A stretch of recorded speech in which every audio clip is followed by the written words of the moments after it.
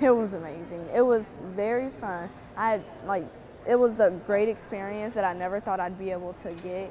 Well, it was easy teaching her because she has like an intuitive knack for it, an innate kind of feel for it. Robotics, it started about last year when I got put into the robotics program. I really didn't want to do it at first, but I got in the class, had a lot of fun, and the teacher was like, hey, you should really do robotics. So I gave it a shot this year, and it was amazing.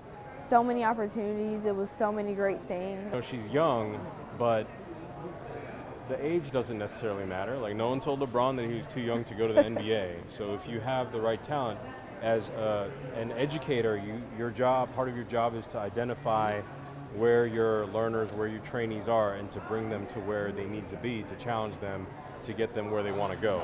And she's already gotten the hand-eye coordination and kind of the vision to do it. So she's got a leg up.